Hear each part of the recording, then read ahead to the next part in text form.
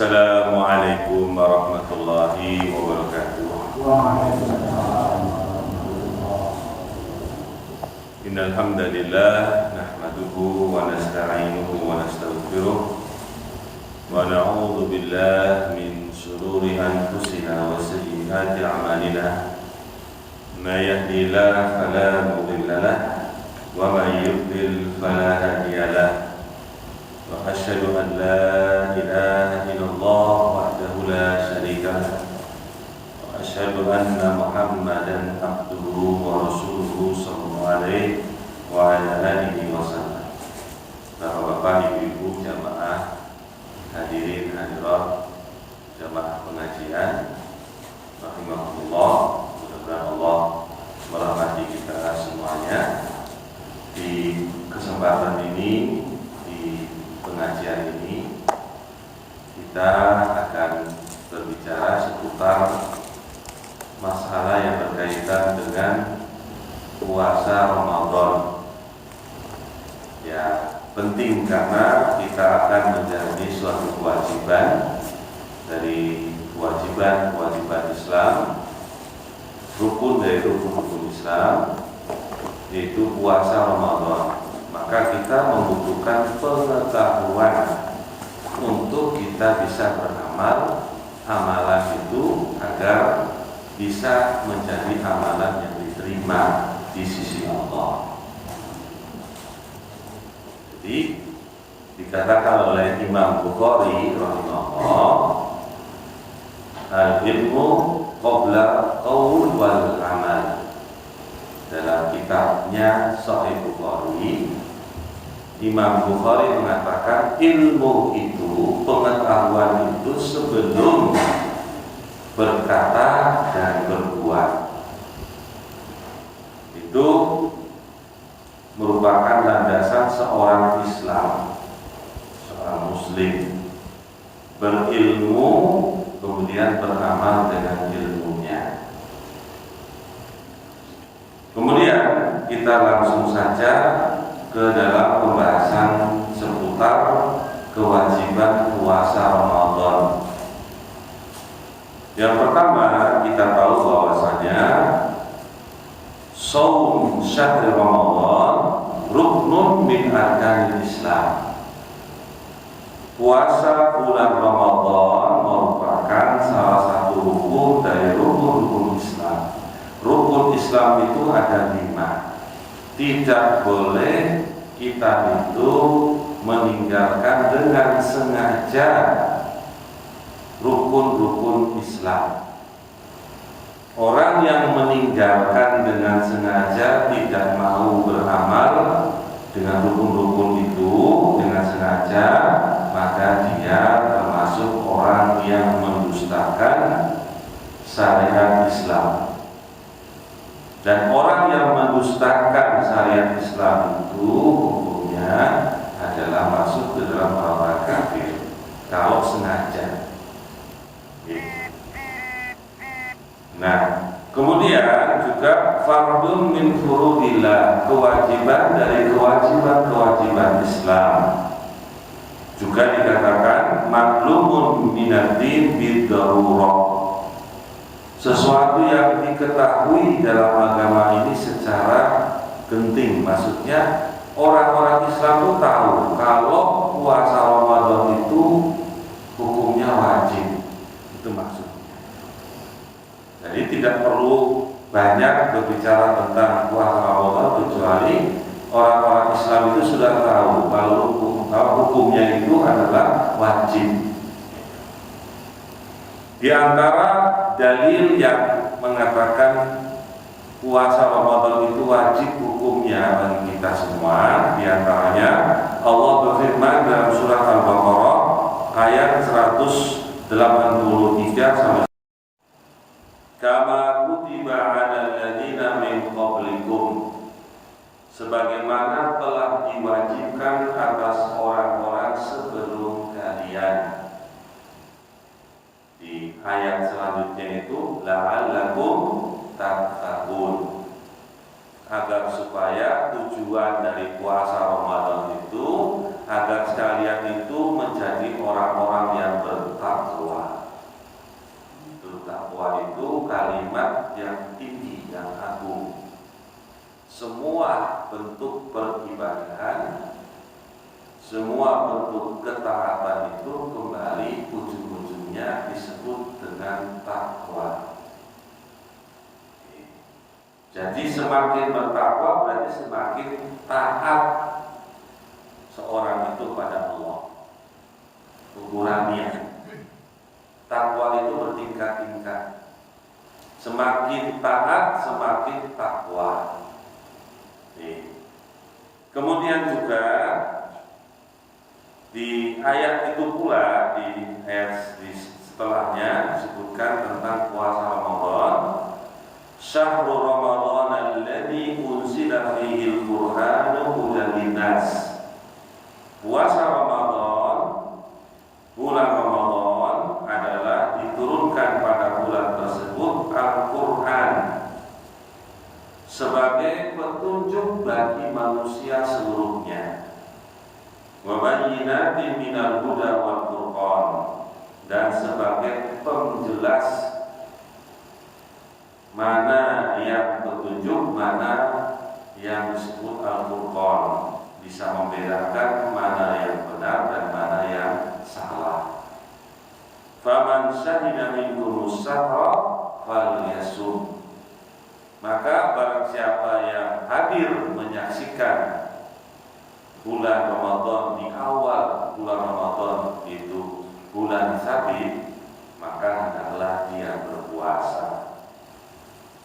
Jadi penentuan awal bulan Ramadan pula dilihat adanya bulan Sabit di akhir bulan. Sebelumnya bulan apa namanya? Sebelum bulan Ramadan. Bulan apa? Sebelum Ramadan. Buat jeneng bulan Arab di Jawa.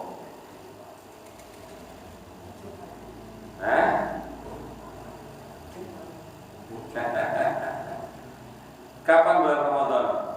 Kapan? Tanggal berapa? 3 April. April. Nanti cari sendiri ya, Pak, Bapak-bapak, Ibu, Andri, ya. Jadi kalau bisa kasih tahu terus nanti nggak mau jadi tahu. Ya. Monggo, kamu tinggal dilihat di tanggalan bulan apa. Ya. Jadi demikianlah dasar kewajiban puasa Ramadan bagi kita. Sedangkan dalam hadis Nabi mengatakan dalam hadis yang sahih, ringkasnya, bunyal Islam ala khamsin, dibangunnya Islam itu di atas 5 fondasi yang disebutkan diantaranya yaitu shaum Ramadan, puasa Ramadan. Kemudian juga menjadi kesepakatan kaum muslimun bahwasanya wajibnya berpuasa di bulan Ramadan. Kemudian hikmah berpuasa di bulan Ramadan itu banyak. Kata hanya kita sebutkan yang terpenting saja.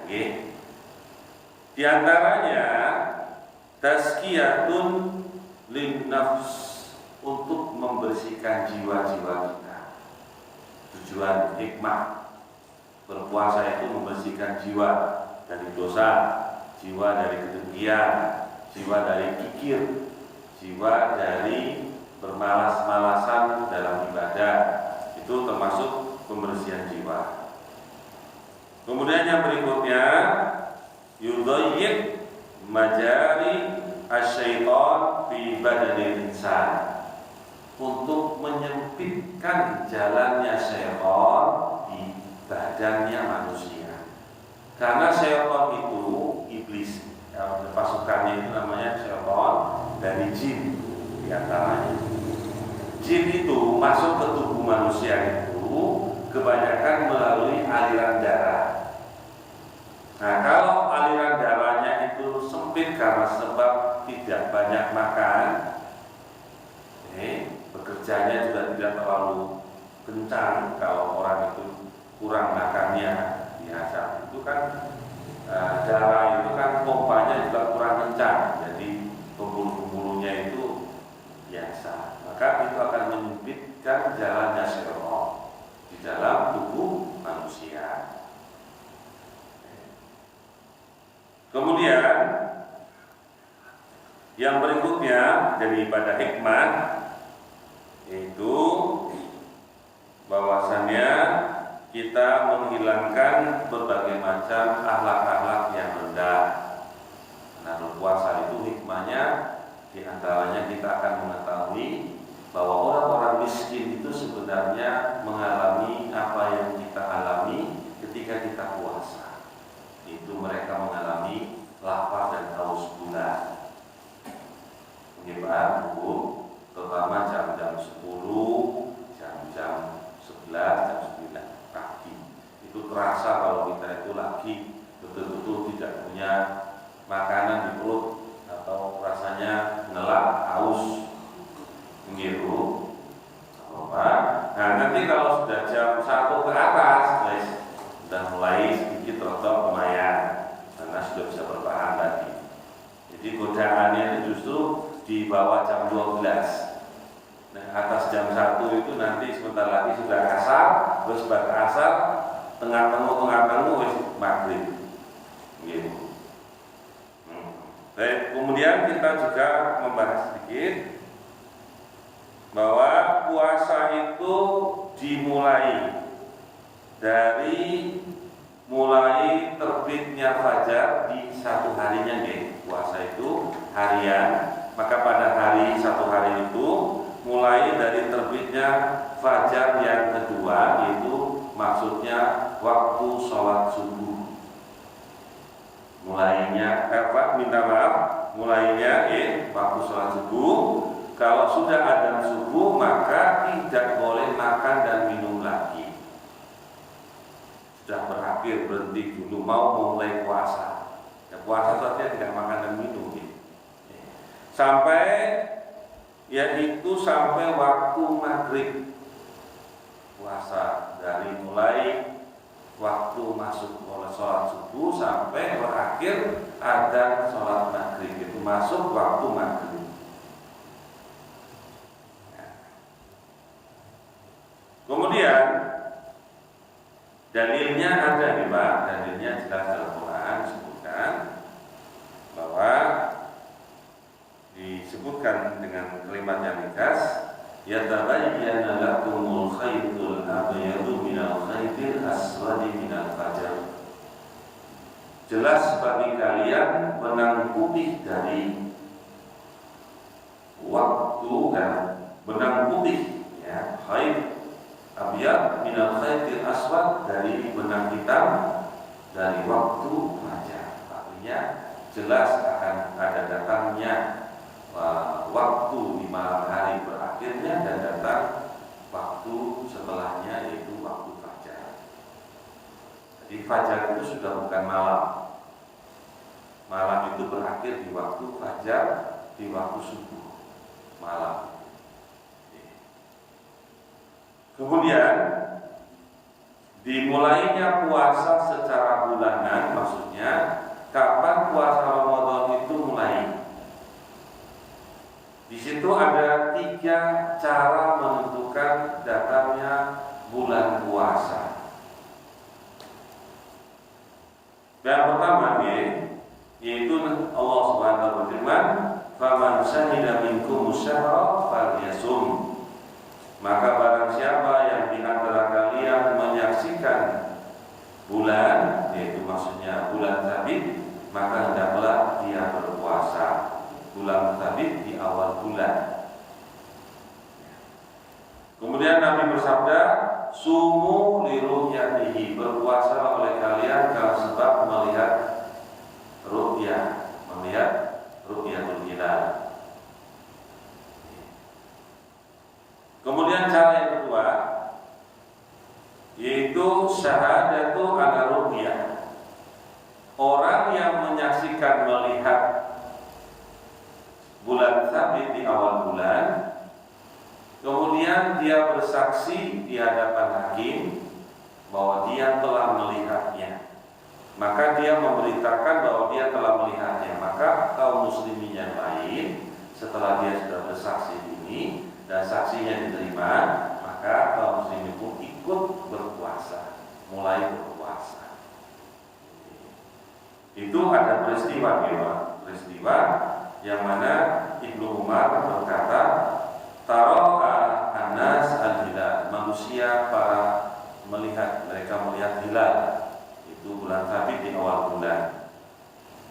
Fa akhbartu Rasulullah SAW anni ra'aituhu. Kemudian kata Ibnu Umar, aku pun memberikan kabar kepada Nabi bahwa aku melihat bulan Sabit di awal bulan Ramadan.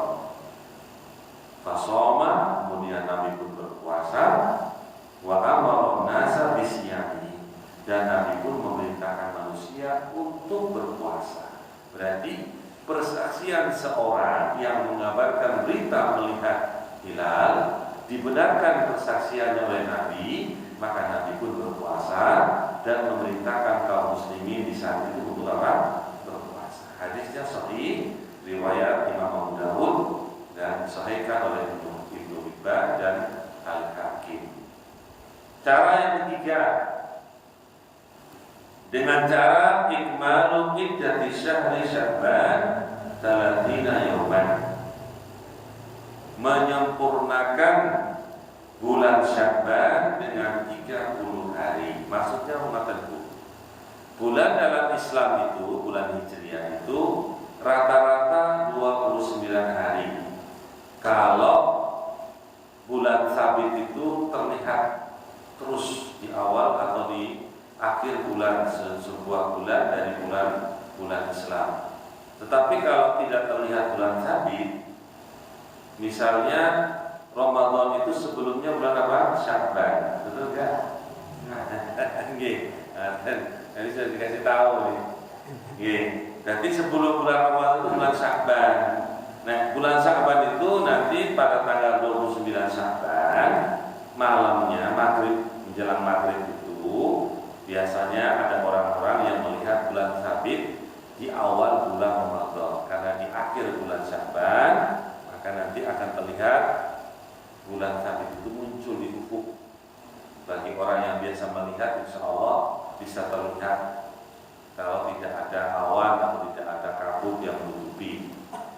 Maka kalau tidak terlihat bulan Sabit itu di akhir bulan Sya'ban, justru bulan Sya'ban itu digenapi menjadi 30 hari, ditambah 1 hari. Jadi tanggal 29 sorenya dilihat bulan Sabit tidak tampak, maka justru Sya'ban itu digenapkan 30 hari. Maka nanti Ramadan otomatis setelah 30 hari Sya'ban, otomatis hari berikutnya adalah 1 Ramadan. Jadi 30 hari itu karena di akhir bulan satu bulan dari bulan Islam, akhir bulannya itu tidak terlihat hilal untuk masuk bulan berikutnya, maka digenapkan justru bulan itu menjadi 30 hari. Jadi tanggal 31 hari tidak ada, 28 hari tidak ada. Yang ada itu 29 hari sama 30 hari. Itu 3 cara, Bu. Nah, hadisnya ada, ya. Kata Nabi SAW dalam hadis yang sahih, fa in gumma alaikum faqdurulah. Apabila tertutup kabut oleh kalian dari pandangan terhadap hilal itu, maka tentukanlah oleh kalian, itu genapkanlah oleh kalian bulan itu. Wa makna uqdurulah atimmu syahra Sya'ban 30 yauman. Maksud daripada kalian menentukan bulan tersebut, maksudnya menyempurnakan bulan Sya'ban menjadi 30 hari. Hadis ini semuanya hadis yang sahih, diriwayatkan Imam Muslim dan Imam Bukhari, juga yang lainnya dengan lafaz yang mirip dengan hadis yang kita baca. Ya, berarti ada 3 cara mungkin, 3 cara menentukan bulan Ramadan. Maksudnya kalau cara yang pertama tidak bisa ditempuh, maka ditempuh cara yang kedua. Kalau tidak bisa, dengan cara yang ketiga. Ada satu pembahasan lagi ya, dalam hal ini kita katakan ini, wa yalzam shaumu Ramadan kullu muslimin mukallafin qadirin. Mengharuskan puasa Ramadan itu untuk seluruh kaum muslimin dan muslimat yang sudah dibebani oleh beban syariah. Maksudnya orang-orang yang belum balik, anak-anak yang belum balik atau balighah yang perempuan tidak terkena kewajiban. Jadi yang wajib itu yang sudah balik, yang sudah mimpi basah mungkin, yang sudah tumbuh sesuatu yang menunjukkan kedewasaan, juga itu namanya sudah balik. Maka kewajiban itu pada mereka puasa Ramadan. Kemudian kalau orang-orang kafir itu puasa, maka puasanya tidak sah karena amalan mereka tidak diterima, masih dalam kondisi apa? Belum beriman. Syarat diterimanya amalan Islam itu kalau seorang itu sudah Islam. Kalau masih kafir, walaupun dia berpuasa Ramadan, tidak diterima amalannya karena dia masih kafir. Tetapi kalau orang kafir ini di tengah-tengah bulan Ramadan dia masuk Islam, maka dia bisa menjalani puasa Ramadan di saat dia masuk Islam.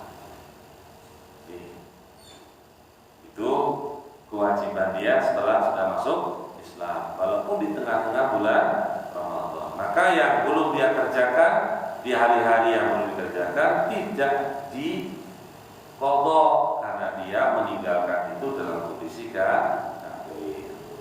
Jadi dia tinggal menjalani apa yang ada di hadapannya dan seterusnya dari bulan Ramadan. Adapun yang dia tidak mengerjakannya itu tidak diulangi, tidak diqadha karena dia dalam kondisi kafir ketika meninggalkan puasa Ramadan. Kemudian seorang anak kecil puasanya itu sah walaupun dia belum balik. Puasanya sah, tapi dia tidak terkena kewajiban. Puasanya sah karena dia itu dianggap puasanya itu adalah sunnah, puasa yang sunnah. Karena dia bukan kewajiban, tetapi puasanya sah, berarti diterima oleh Allah, tapi dianggap sebagai puasa yang sunnah. Itu menurut pendapat para ulama dalam masalah anak kecil yang belum balik. Jadi anak-anak itu dibiasakan puasa bagus Ibu. Dibiasakan ya, bukan kemudian dibebani, tidak, dibiasakan. Artinya monggo kalau puasa itu bagus, nanti kalau terbiasakan besok sudah enggak berat. Mau puasa setengah hari enggak apa-apa, latihan. Atau puasa penuh alhamdulillah. Ya, dapat pahala. Kemudian tidak sah puasa orang yang majnun, yang gila. Tidak ada kewajiban puasa bagi orang yang gila karena tidak punya niat. Orang gila itu tidak punya niat karena tidak punya pemikiran yang lurus, pikirannya ya sana sini sehingga tidak punya niat. Maka seorang yang gila itu tidak diwajibkan atasnya berpuasa. Kalau dia berpuasa, puasanya tidak sah. Ngoten ibu-ibu, bapak-bapak yang bisa kami sampaikan materi seputar puasa, dan nanti pada pertemuan yang akan datang pula kita melanjutkan lagi masih banyak hukum-hukum yang berkaitan dengan puasa Ramadan. Monggo-monggo ada pertanyaan, monggo.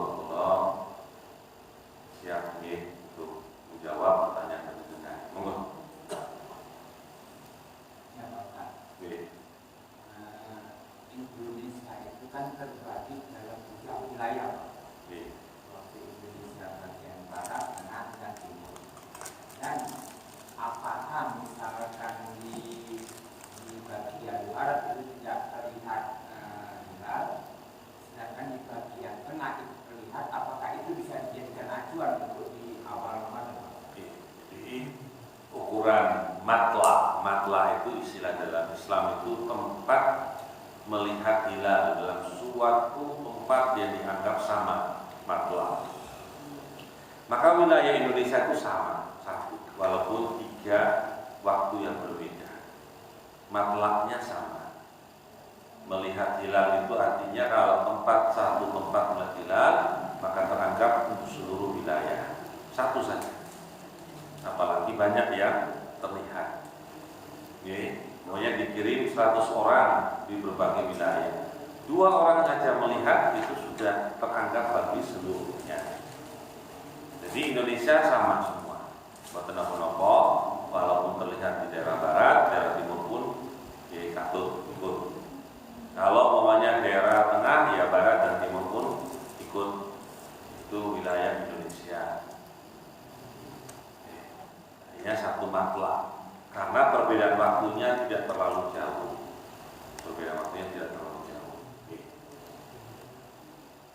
Itu aja mungkin yang bisa kami jawab dari pertanyaan tadi. Monggo. Monggo Bapak. Nggih.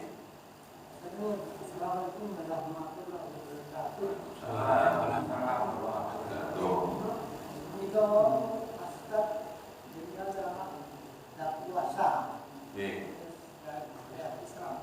Itu hikmah wonten setan yang masuk wonten itu. Oke, buku badan. Lewat jalan jarak. Nggih, Pak. Itu wonten istilah ama. Itu yang surat-suratnya yang diberikan kata saya mudah. Akhirnya masuk suratnya apa ya?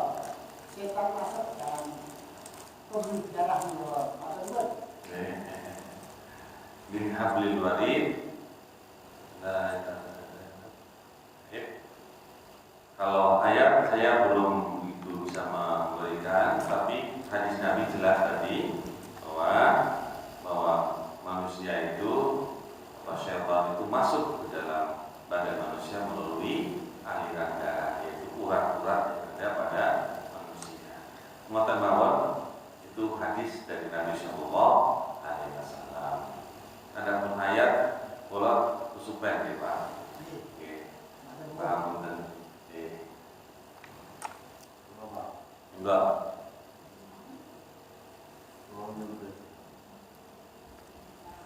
Ini nyambung pertanyaan Pak Karto yang dulu. Nggih, monggo. Saya hanya tanya yang dimaksud ajaran sesat itu apa? Oh, nggih. Ada yang bilang begitu orang lain.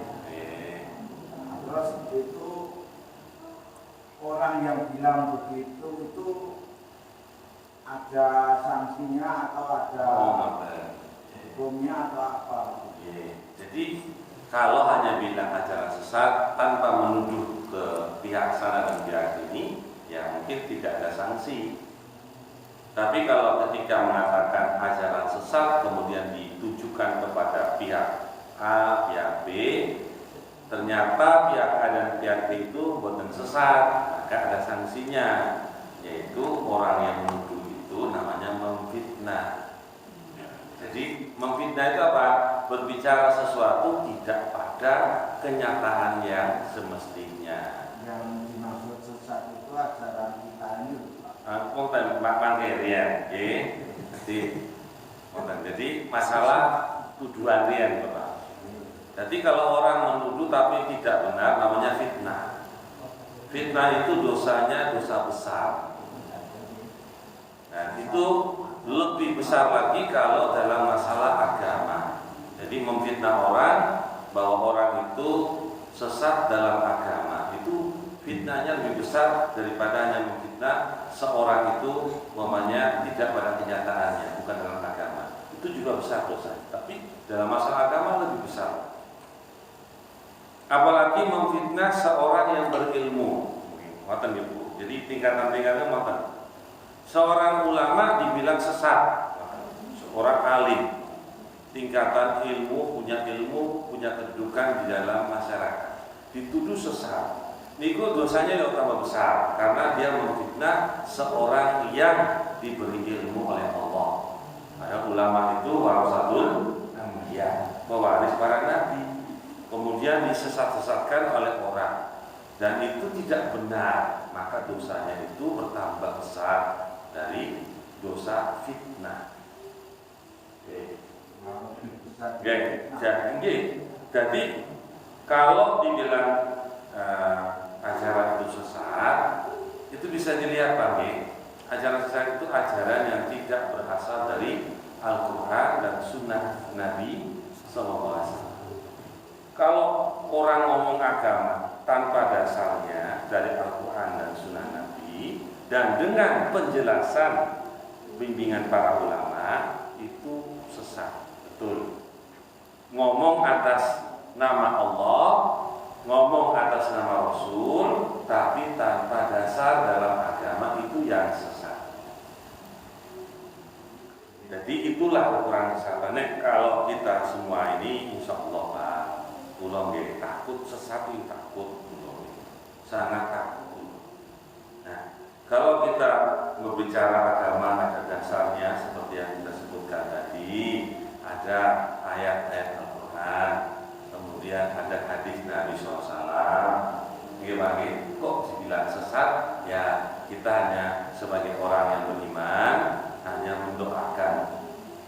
mendoakan agar orang-orang yang seperti itu bisa diberi petunjuk oleh Allah agar tidak sembarang menuduh orang, karena permasalahan ucapan itu ketika dia tidak meminta penghalalan dari orang yang dituduh, itu akan memberati besok di yaumul qiyamah. Itu akan Allah mempertemukan manusia itu saling menuntut, dan itu bisa menjadi kebaikannya itu diambil oleh orang yang dituduh tadi.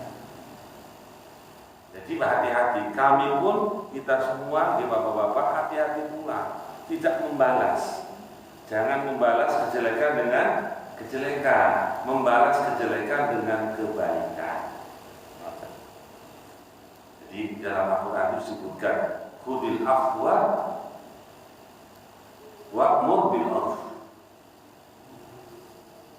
Berikanlah pemaafan dan perintahkan dengan cara yang baik.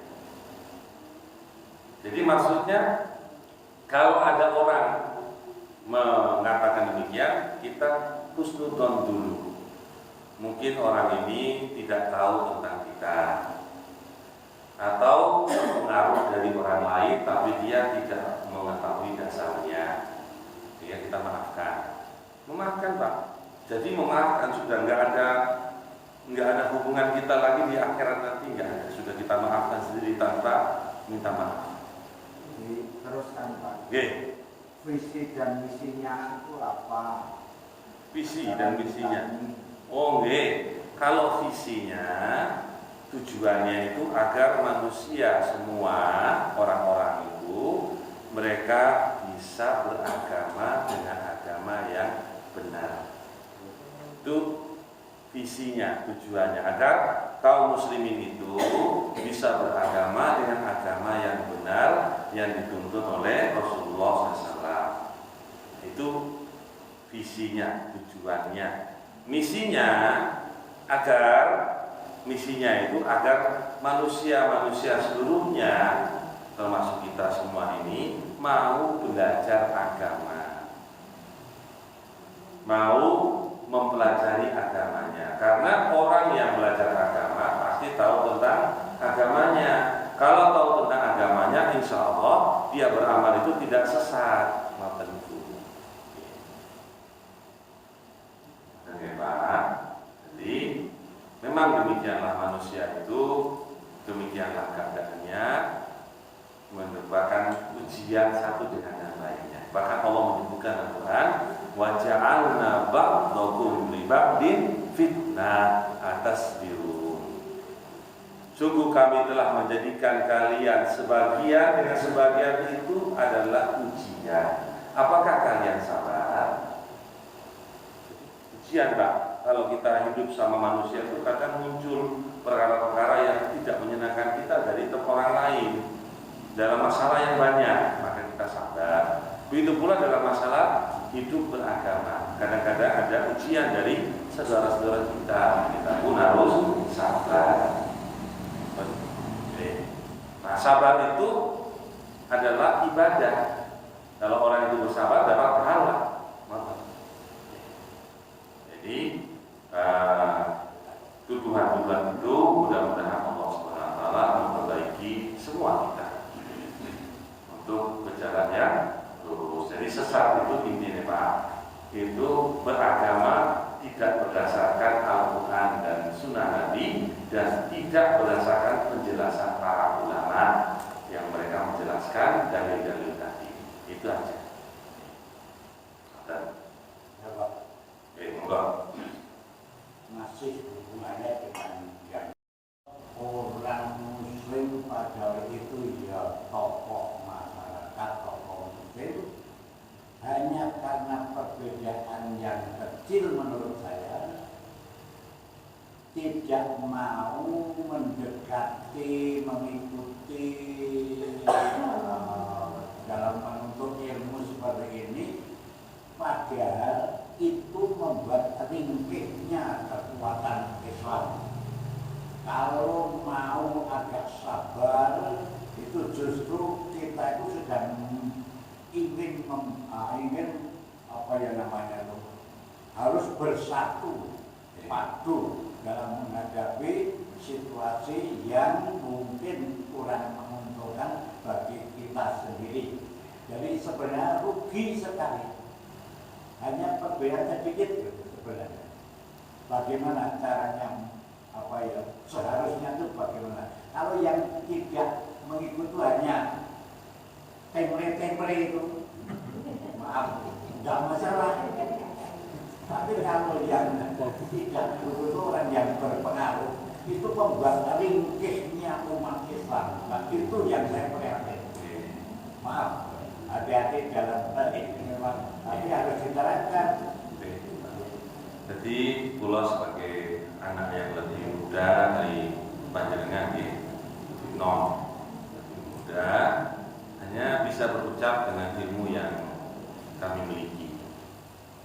Bahwa sebenarnya ketika kita itu punya semangat di dalam berislam, berarti kita punya semangat untuk bersatu. Itu mestinya. Kemudian juga Nabi SAW memberikan isyarat kepada kita semua dengan hadisnya.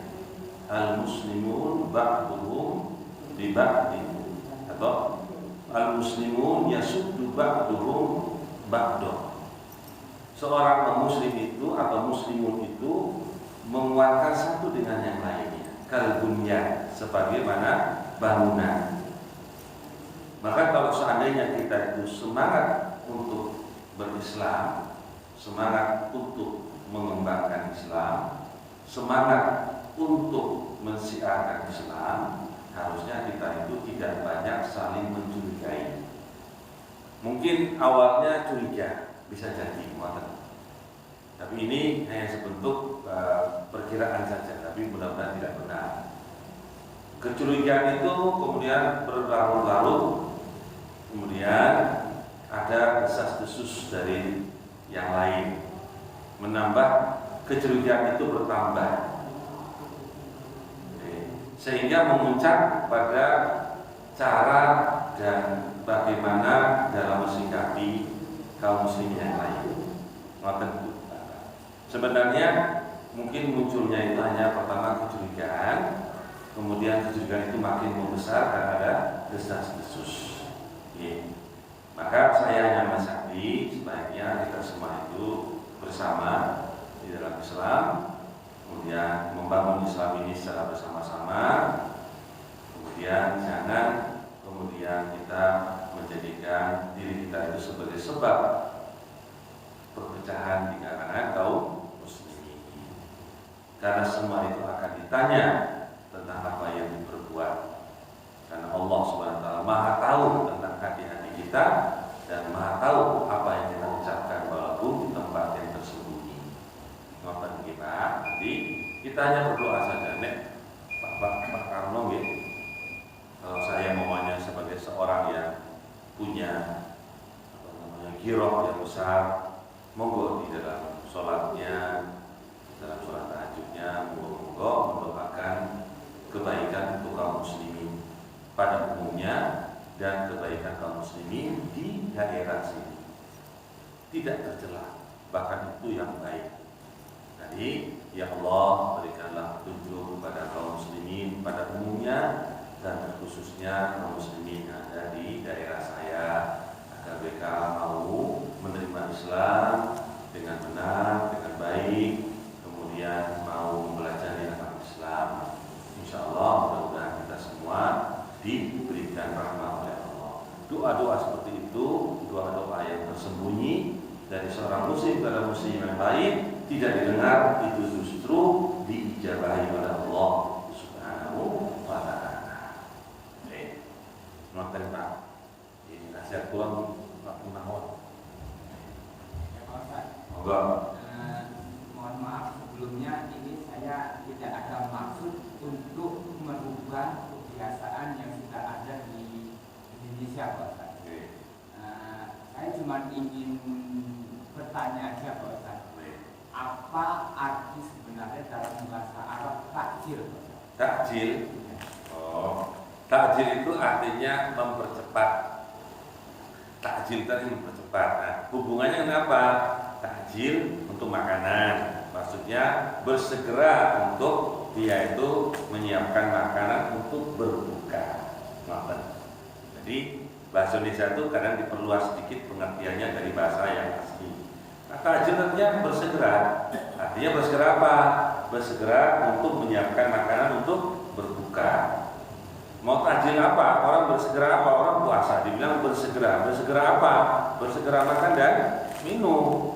Itu maksudnya. Yaitu maksudnya kalau bahasa Indonesia itu pengertian secara luasnya menyiapkan makan dan minum untuk berbuka. Itu secara bahasa yang luas dari makna takjil dalam bahasa Indonesia. Ada bahasa Arab bersegera apa ya? Makan dan minum. Karena orang puasa itu kan disuruh bersegera makan dan minum ketika sudah masuk waktunya, maka disiapkan makan dan minum. Jadi, Pak Dedi, sampun? Sudah tak? Ya. Monggo. Bu, monggo.